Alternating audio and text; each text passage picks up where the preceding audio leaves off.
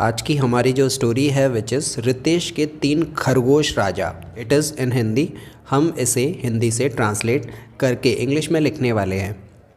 So welcome back to all of you in another video of the story writing. Let's go ahead and start translating this story. Ritesh कक्षा तीसरी में पढ़ता था। यहाँ पर हम देख सकते हैं कि थोड़ा सा मिस्टेक है इधर। रितेश क्लास थर्ड में स्टडी करता था, तो इसको लिखेंगे हम रितेश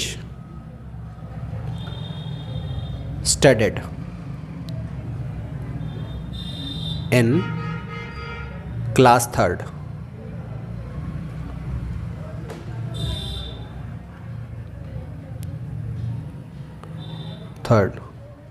पास्ट इंडेफिनाइट था ये हमारा टेंस। उसके पास 3 छोटे प्यारे प्यारे खरगोश थे। तो ये हुआ हमारा सब्जेक्ट और उसके पास में थे, ये पोजीशन के बारे में बता रहा है। तो उसके पास में है तो ही हैज़, और उसके पास में थे इसको पास्ट में ले जाएंगे तो he had 3 cute rabbits. Right. Ritesh अपने खरगोश को बहुत प्यार करता था। रितेश हो गया सब्जेक्ट और प्यार करना हो गया वर्ब। सेंटेंस आपका पास्ट इंडेफिनाइट है, सब्जेक्ट और वर्ब का सेकंड फॉर्म। तो रितेश लव्ड, सेकंड फॉर्म लगाएंगे, ईडी लग जाएगा, loved his rabbits very much. वह स्कूल जाने से पहले पार्क से हरे भरे कोमल घास लाकर अपने खरगोश को खिलाता था। तो इसको अगर हम सिंपल करके लिखेंगे तो वो अपने पार्क में जाता था स्कूल जाने से पहले और खरगोश के लिए घास लाकर उनको खिलाता था। तो ही वेंट टू पार्क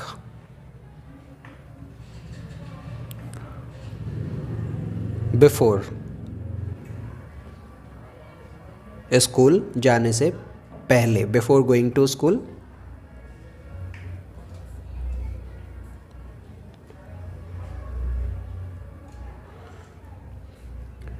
घास लेकर आता था एंड लाने को हम बोलते हैं ब्रिंग, और सेकंड फॉर्म लगेगा तो ब्रॉट हो जाएगा। सब्जेक्ट सेम हमारा ही है, तो इसको दोबारा से हमें ही ब्रॉट लिखने की ज़रूरत नहीं है क्योंकि ही हम स्टार्टिंग में लिख चुके हैं। ब्रॉट क्या लेकर आता था? Green grass. कहाँ से लेकर आता था? From the park. एंड खाने के लिए उन खरगोश को देता था। ऑफर्ड, ऑफर का मतलब होता है खाने के लिए देना। हिज रैबिट्स, और फिर स्कूल जाता था। तो जाता था तो मतलब ही सेम है हमारा सब्जेक्ट और स्कूल जाना हो गया वर्ब। देन, फिर के लिए हम लगा देंगे then he went to school, went to school.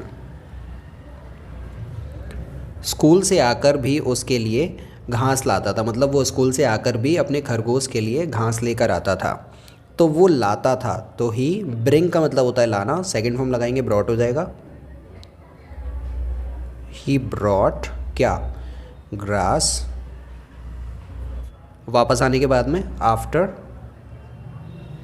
Returning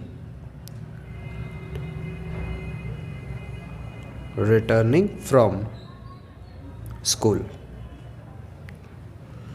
तो एक दिन की बात है, वन डे लिख सकते हैं हम यहाँ पर।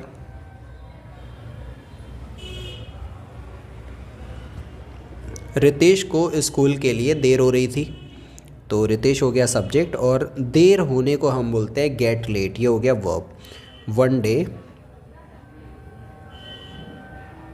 रितेश, पास्ट कॉन्टिन्यूस का है sentence, was getting late.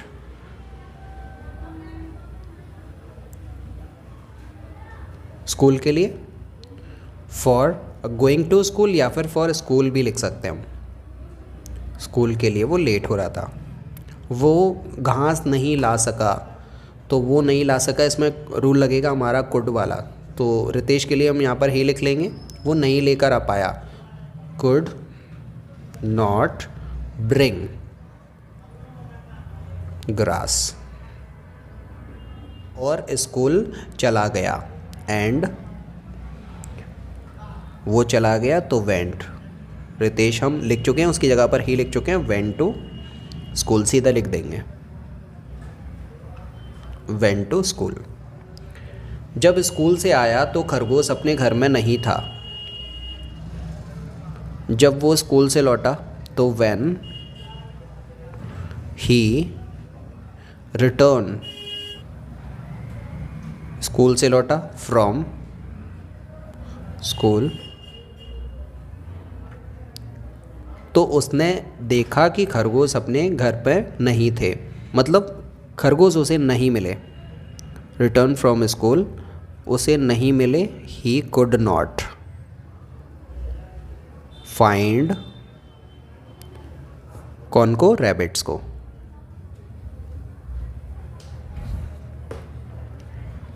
Ritesh ने खूब ढूंढा परंतु कहीं भी नहीं मिले। तो रितेश अगेन हमारा सब्जेक्ट है और ढूंढना होता है ढूंढना। यहाँ पर हम देख सकते हैं ये है हमारा वर्ब। तो रितेश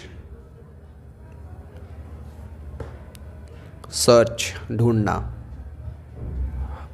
पास्ट का है टेंस, ईडी लगा देंगे। सर्च्ड देम, मतलब खरगोशों को ढूंढा उसने, देम। लेकिन बट, लेकिन वो नहीं ढूंढ पाया उनको, but he could not find, या फिर सर्च भी लिख सकते हैं हम यहाँ पर, फाइंड देम। सब लोगों से पूछा मगर खरगोश नहीं मिले। सब लोगों से पूछा, ही आस्क्ड एवरीवन। लेकिन बट कुड नॉट फाइंड, नहीं मिले उसको, कुड नॉट फाइंड। रितेश उदास हो गया, रो रो कर आंखें लाल हो गई। ऑब्वियसली रितेश उदास हो गया। Ritesh got sad, get sad का मतलब होता है उदास होना, गॉट सैड। एंड रोने की वजह से उसकी आंखें लाल हो गई, उसकी आंखें लाल हो गई। His eyes got red due to crying, रोने की वजह से। रितेश अब पार्क में बैठकर रोने लगा।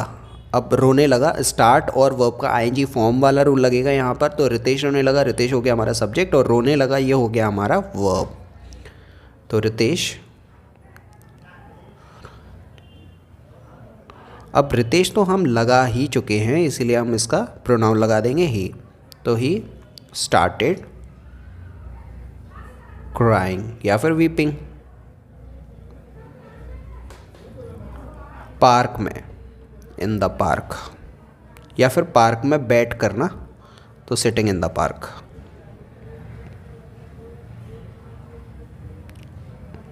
Sitting in the park, park में बैठकर वो रोने लगा। कुछ देर बाद वो देखता है कि उसके तीनों खरगोश घास खा रहे थे। कुछ देर बाद, तो आफ्टर सम टाइम,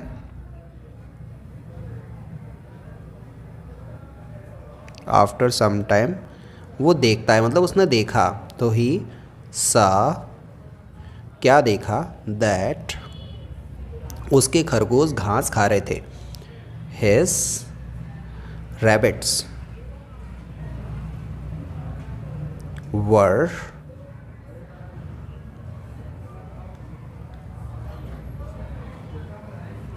टेकिंग, या फिर ईटिंग लगा सकते हैं, ग्रास।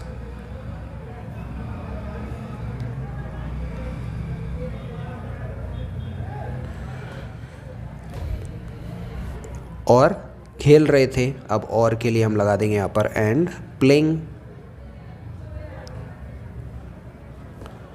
रितेश को खुशी हुई और वो समझ गया कि इनको भूख लगी थी। अब रितेश ये देखकर खुश हो गया। रितेश को खुशी हुई।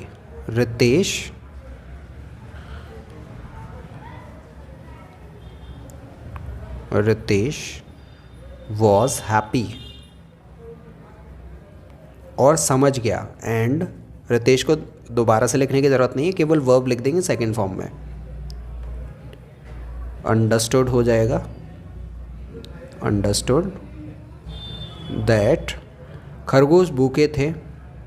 रैबिट्स वर हंग्री।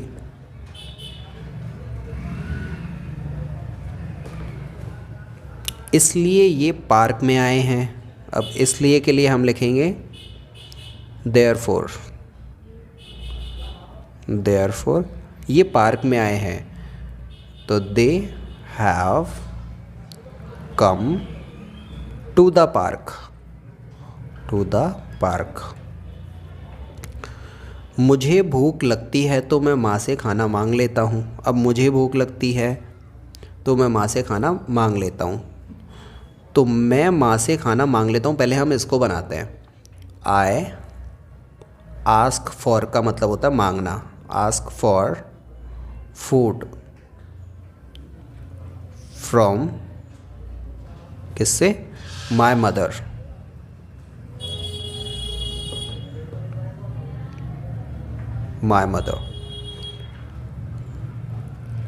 जब मुझे भूख लगती है, when I feel hungry।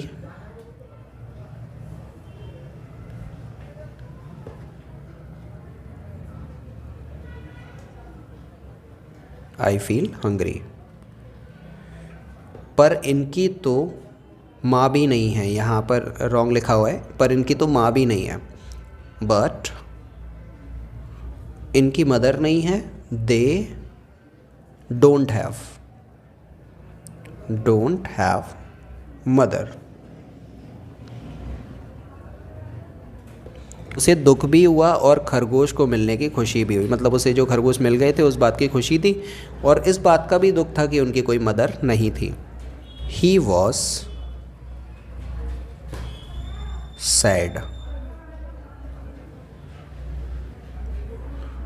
And happy to find खरगोश को ढूंढकर। Rabbits also. खुश भी था और दुखी भी था। कहानी से शिक्षा। जो दूसरों के दर्द को समझता है उसे दुख छू भी नहीं पाता। जो दूसरों के दर्द को समझता है, वन हु अंडरस्टैंड्स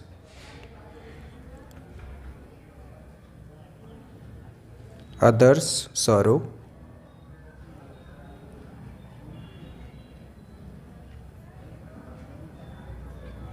दुख उसे छू भी नहीं सकता। सैडनेस कैन नॉट या फिर can't even touch him. So this is the complete translation of this Hindi story into English. Hope कि ये स्टोरी आपको समझ में आई होगी, इससे आपको आपके ट्रांसलेशन में हेल्प हुई होगी।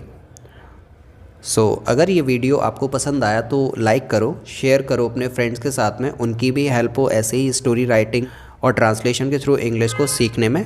और इस चैनल को आगे ऐसे ही और स्टोरी वीडियोस देखने के लिए सब्सक्राइब कर लो।